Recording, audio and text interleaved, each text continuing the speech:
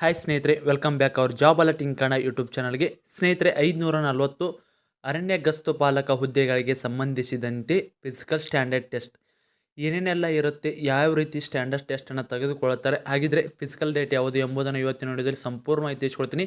ವಿಡಿಯೋನ ಸ್ಕಿಪ್ ಮಾಡದೆ ಕೊನೆಯವರೆಗೆ ನೋಡಿ. ನೀವೇನಾದರೂ ಮೊದಲ ಬಾರಿಗೆ ನಮ್ಮ ವಿಡಿಯೋ ನೋಡ್ತಾರೆ ತಪ್ಪದೆ ಒಂದು ಲೈಕ್ ಮಾಡಿ. ಇದೇ ರೀತಿ ಕಂಟಿನ್ಯೂಸ್ ಅಪ್ಡೇಟ್ಗಾಗಿ ನಮ್ಮ ಚಾನಲ್ನ ಸಬ್ಸ್ಕ್ರೈಬ್ ಮಾಡಿಕೊಳ್ಳಿ.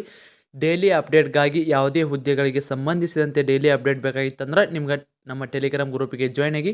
ಟೆಲಿಗ್ರಾಮ್ ಗ್ರೂಪಿನ ಲಿಂಕ್ ಬಂದು ಡಿಸ್ಕ್ರಿಪ್ಷನ್ ಬಾಕ್ಸಲ್ಲಿ ಇರ್ತದೆ. ಇನ್ನೂ ಯಾರು ಹೋಗಿ ಜಾಯ್ನ್ ಆಗಿಲ್ಲ, ಹೋಗಿ ಜಾಯ್ನ್ ಆಗಿ. ಸ್ನೇಹಿತರೆ, ನೀವು ನೋಡ್ಬೋದು, ಅಫಿಷಿಯಲ್ ಆದ ಅಧಿಸೂಚನೆ ಇರ್ತದೆ.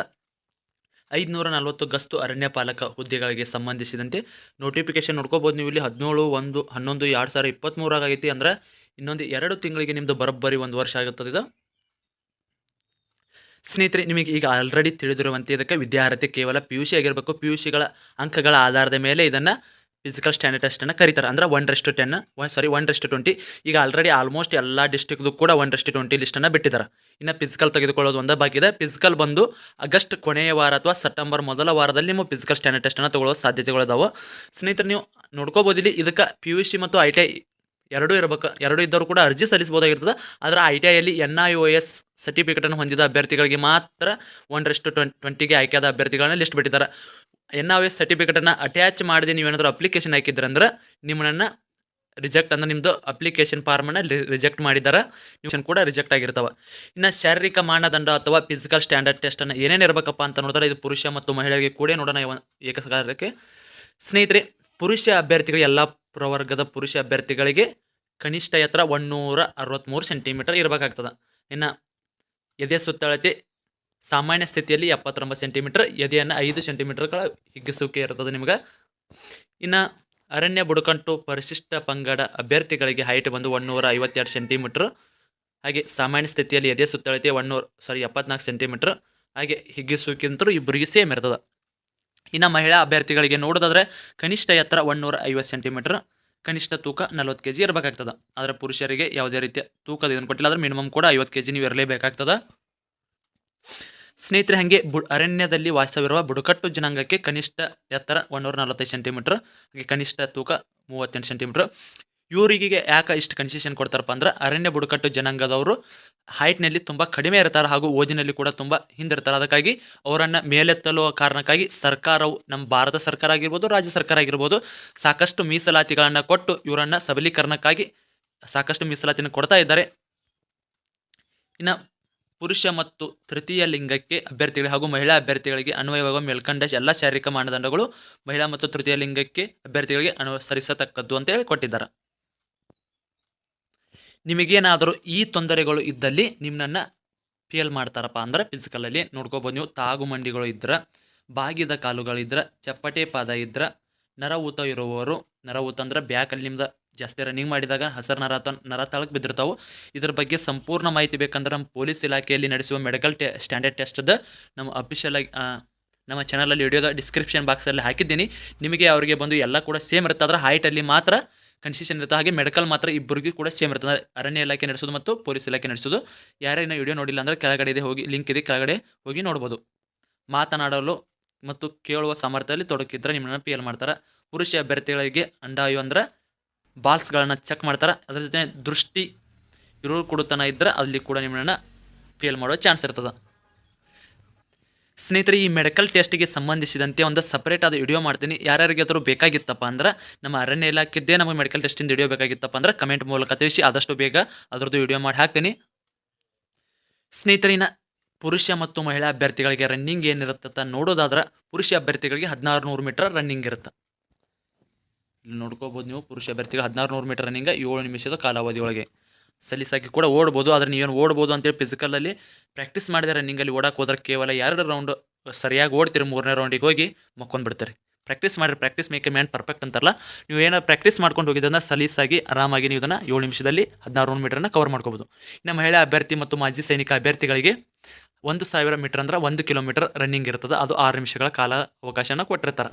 ನೀವು ನೆಕ್ಸ್ಟ್ ಈಗ ಚೆಸ್ಟ್ ಹೈಟ್ ಫಸ್ಟಿಗೆ ನೀವು ಎಂಟ್ರೆನ್ಸ್ ಆದ್ಕೊಳ್ಳೋ ನಿಮ್ಮದು ಹೈಟನ್ನು ಚೆಕ್ ಮಾಡ್ತಾರೆ.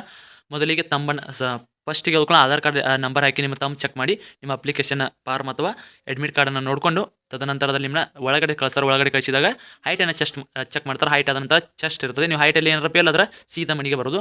ಚೆಸ್ಟಲ್ಲಿ ಫೇಲ್ ಆದರೂ ಕೂಡ ಹಾಗೆ. ಇವು ಎರಡು ಹೈಟ್ ಮತ್ತು ಚೆಸ್ಟ್ ಪಾಸ್ ಆದ ನಂತರ ನಿಮ್ದು ರನ್ನಿಂಗ್ ಬಿಡ್ತಾರೆ. ರನ್ನಿಂಗ್ ಬಂದು 1600 ಮೀಟರ್ ಇರ್ತದೆ. 7 ನಿಮಿಷಗಳ ಕಾಲ. ಪುರುಷ ಅಭ್ಯರ್ಥಿಗಳ ಮಹಿಳಾ ಮತ್ತು ಮಾಜಿ ಸೈನಿಕರಿಗೆ 6 ನಿಮಿಷಗಳ ಕಾಲ ಟೈಮ್ ಇರ್ತದೆ.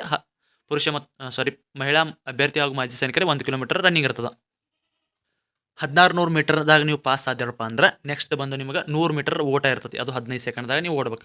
ಆರಾಮಾಗಿ ಓಡ್ತೀರಿ, ಆದ್ರೆ ಪ್ರಾಕ್ಟೀಸ್ ಇರ್ಬೇಕು. ಏನಿದು 7 ನಿಮಿಷದ ಏನು ಓಡ್ತಿರಲ್ಲ ಅದು ತೀರಾ ಸರಳಾಗಿ ಓಡ್ತೀರಿ. ಆದರೆ ಇದು 15 ಸೆಕೆಂಡ್ದಾಗ 100 ಮೀಟರ್ ಓಡೋದಿಲ್ಲ. ಸರಿಯಾಗಿ ಪ್ರಾಕ್ಟೀಸ್ ಮಾಡಿದ ಮಾತ್ರ ಇದನ್ನು ಪಾಸ್ ಹಾಕಿರಿ ನೀವು. ಮತ್ತು ಮಹಿಳಾ ಮತ್ತು ಮಾಜಿ ಸೈನಿಕರಿಗೆ 18.5 ಸೆಕೆಂಡ್ಗಳ ಕಾಲಾವಕಾಶ ಇರ್ತದೆ. ಎತ್ತರ ಜಿಗಿತ ಇರ್ತದೆ. ಎತ್ತರ ಜಿಗಿತ ಒಂದು 1.20 ಮೀಟರಷ್ಟು ಉದ್ದ ಇರ್ತದೆ. ಎತ್ತರ ಇರ್ತದೆ. ಅದನ್ನು ಜಿಗಿಬೇಕಾಗಿರ್ತದೆ. ಮಾಜಿ ಸೈನಿಕ ಮತ್ತು ಮಹಿಳೆಯರಿಗೆ 0.90 ಮೀಟರ್ ಇರ್ತದೆ. ಇನ್ನು ಉದ್ದು ಜಿಗಿತ 3.8 ಮೀಟರ್ ಇರ್ತದೆ. ಇನ್ನು ಮಹಿಳಾ ಮತ್ತು ಮಾಜಿ ಸೈನಿಕರಿಗೆ 2.50 ಮೀಟರ್ ಅಷ್ಟು ಎತ್ತರ ಇರ್ತದೆ. ಉದ್ದ ಜಿಗಿತ ಇರ್ತದೆ. ಇನ್ನು ಶಾರ್ಟ್ಪುಟ್ ಪುರುಷರಿಗೆ 16 LB 5.60 ಮೀಟರ್ನಷ್ಟು ನೀವು ಇದನ್ನು ಒಗಿಬೇಕು. ಮಹಿಳೆಯರಿಗೆ 8 LB ಇರ್ತದೆ. 3.76 ಮೀಟರ್ನಷ್ಟು ನೀವು ದೂರ ಇದನ್ನು ಒಗಿಬೇಕಾಗ್ತದೆ. ಇದರಲ್ಲಿ ಫೇಲ್ ಆದರೂ ನೀವು ಫೇಲ್ ಆದಂಗೆ ಸ್ನೇಹಿತರ. ನೀವು ರನ್ನಿಂಗಲ್ಲಿ ಫೇಲ್ ಆದ್ರೆ, ಹೈಟಲ್ಲಿ ಫೇಲ್ ಆದ್ರೆ, ಚೆಸ್ಟಲ್ಲಿ ಫೇಲ್ ಆದ್ರೆ ಅಲ್ಲಿ ಒಂದೊಂದು ಚಾನ್ಸ್ ಇರ್ತಾವೆ. ಡೈರೆಕ್ಟ್ ಮನೆಗೆ ಹೋಗ್ಯಾರ. ಅದರಲ್ಲಿ ಕೊಟ್ಟಿರುವ 5 ಏನು ಕೊಟ್ಟಿರ್ತಾರೆ ಇದರಲ್ಲಿ ಮಿನಿಮಮ್ ಆದರೂ 3 ಪಾಸ್ ಆಗಬೇಕು. ಇನ್ನು ಶಾರ್ಟ್ಪುಟ್ ಆದ ನಂತರ 800 ಮೀಟರ್ ಓಟ ಇರ್ತದೆ. 2 ನಿಮಿಷ 50 ಸೆಕೆಂಡ್ಗಳ ಟೈಮನ್ನು ಕೊಟ್ಟಿರ್ತಾರೆ. ಮಾಜಿ ಸೈನಿಕರಿಗೂ ಕೂಡ ಮಹಿಳೆಯರಿಗೂ ಕೂಡ ಅದೇ ರೀತಿ ಇರುವ ಹಂಗೆ ಕಾಣ್ತದೆ. ಯಾಕಂದರೆ ಇಲ್ಲಿ ಟೈಮನ್ನು ಮೆನ್ಷನ್ ಮಾಡಿಲ್ಲ. ಇನ್ನು 200 ಮೀಟರ್ ಓಟ ಇರ್ತದೆ. 40 ಸೆಕೆಂಡ್ಗಳಲ್ಲಿ ನೀವು ಪಾಸ್ ಆಗಬೇಕು. ಇಲ್ಲಿ ಕೂಡ ಟೈಮನ್ನು ಮೆನ್ಷನ್ ಮಾಡಿಲ್ಲ. ಇದನ್ನು ಕೂಡ ನೀವು ಮಹಿಳಾ ಮತ್ತು ಪುರುಷರು ಕೂಡ 40 ಸೆಕೆಂಡ್ದಲ್ಲಿ ಓಡುವ ಹಾಗೆ ಇದೆ ಇದು.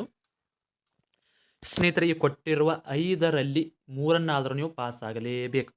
ಪಾಸ್ ಆಗದೇ ಇದ್ದರೆ ಇಲ್ಲಿ ಕೂಡ ನೀವು ಫೇಲ್ ಆದ್ರೆ ಮನೆಗೆ ಗೇಟ್ ಪಾಸ್ ಕೊಡ್ತಾರೆ, ಅಲ್ಲಿಗೆ ಹೋಗ್ಬೋದು. ಇವು ಒಟ್ಟು ಫಸ್ಟಿಗೆ ಹೈಟು, ಚೆಸ್ಟ್, ರನ್ನಿಂಗ್, ತದನಂತರ ಈ ರನ್ನಿಂಗು, ಶಾರ್ಟ್ ಪುಟ್ಟು, ಲಾಂಗ್ ಜಂಪು ಇವನ್ನೆಲ್ಲ ಪಾಸ್ ಆದ್ರಂದ್ರೆ ನೆಕ್ಸ್ಟ್ ನಿಮ್ಮದು ಎಕ್ಸಾಮ್ ಇರ್ತದೆ. ಎಕ್ಸಾಮ್ಗಿಂತ ಮೊದಲು ಮೆಡಿಕಲ್ ಚೆಸ್ಟ್ ಕೂಡ ಇರ್ತದೆ. ಮೆಡಿಕಲ್ ಆದ ನಂತರ ನಿಮ್ಮದು ಎಕ್ಸಾಮನ್ನು ಬಿಡ್ತಾರೆ. ಎಕ್ಸಾಮ್ ಬಂದು ಯಾವ ರೀತಿ ಇರುತ್ತಪ್ಪ ಅಂದ್ರೆ ಸ್ನೇಹಿತರೆ, ಇದು 1:20 ಏನು ಬಿಟ್ಟಿದ್ದಲ್ಲ, ಇದು ಕೇವಲ ಫಿಸಿಕಲ್ ಸ್ಟ್ಯಾಂಡರ್ಡ್ ಟೆಸ್ಟ್ಗೆ ಮಾತ್ರ ಆಯ್ಕೆಯಾದ ಅಭ್ಯರ್ಥಿ ಇರ್ತೈತಿ. ಈ ಫಿಸಿಕಲ್ ಸ್ಟ್ಯಾಂಡರ್ಡ್ ಟೆಸ್ಟ್ನಲ್ಲಿ ನೀವೇನಾದರೂ ಪಾಸ್ ಆದಾಗ ಮಾತ್ರ ನಿಮ್ಮನ್ನು ಎಕ್ಸಾಮ್ ಬರೆಯಲು ಅರ್ಹತೆ ಪಡಿತೀರಿ. ಎಕ್ಸಾಮ್ 100 ಅಂಕಗಳದ ಎಕ್ಸಾಮ್ ಇರ್ತೈತಿ. ಎಕ್ಸಾಮಲ್ಲಿ ಪಾಸ್ ಆದ್ರಪ್ಪ ಅಂದ್ರೆ ನಿಮ್ಮದು 1:1 ಬಿಡ್ತಾರೆ. ಅದು ಹೆಂಗೆ ಮೆರಿಟ್ ಲಿಸ್ಟ್ ಇಡ್ತಾರಪ್ಪ ಅಂದ್ರೆ, ನೀವು 90 ಇಲ್ಲಿ ಅಂಕಗಳನ್ನು ತೆಗೆದುಕೊಂಡಿದ್ರೆ ಅದರಂತೆ ನಿಮಗೆ PUCಯಲ್ಲಿ 90 ಆಗಿತ್ತು ಅಂದ್ರೆ ನಿಮ್ಮದು ಟೋಟಲ್ ಅಂಕ 90 ಆಗುತ್ತೆ. ಅಂದ್ರೆ ಅದರದ್ದು 50 ಇದರದ್ದು 50 ಕನ್ಸಿಡರ್ ಮಾಡ್ತಾರೆ.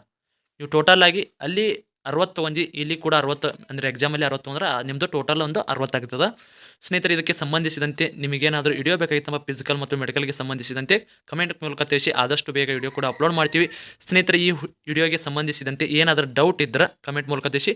ಫಿಸಿಕಲ್ ಸ್ಟ್ಯಾಂಡರ್ಡ್ ಟೆಸ್ಟ್ ಬಂದು ನಿಮ್ಮದು ಆಗಸ್ಟ್ ಕೊನೆಯ ವಾರ ಅಥವಾ ಸೆಪ್ಟೆಂಬರ್ ಮೊದಲ ವಾರದಲ್ಲಿ ನಡೀತಾವ. ಇದು ನೆನಪಿರಲಿ ಸ್ನೇಹಿತರೆ. ಯಾರೇನು ಪ್ರಾಕ್ಟೀಸ್ ಮಾಡೋದು ಸ್ಟಾರ್ಟ್ ಮಾಡಲ್ಲ, ಪ್ರಾಕ್ಟೀಸ್ ಮಾಡಿ. ಸ್ನೇಹಿತರೆ, ಇದಾಗಿತ್ತು ಇವತ್ತಿನ ವಿಡಿಯೋ. ಇದೇ ರೀತಿ ಕಂಟಿನ್ಯೂಸ್ ಅಪ್ಡೇಟ್ಗಾಗಿ ನಮ್ಮ ಚಾನಲ್ನ ಸಬ್ಸ್ಕ್ರೈಬ್ ಮಾಡಿಕೊಳ್ಳಿ. ಏನೇ ಡೌಟ್ ಇದ್ದರೂ ಟೆಲಿಗ್ರಾಮ್ ಗ್ರೂಪಿಗೆ ಜಾಯ್ನ್ ಆಗಿ. ಟೆಲಿಗ್ರಾಮ್ ಗ್ರೂಪಲ್ಲಿ ಯಾವುದೇ ಹುದ್ದೆಗಳಿಗೆ ಸಂಬಂಧಿಸಿದಂತೆ ಡೈಲಿ ಅಪ್ಡೇಟನ್ನು ಮಾಡ್ತಾ ಇರ್ತೀವಿ.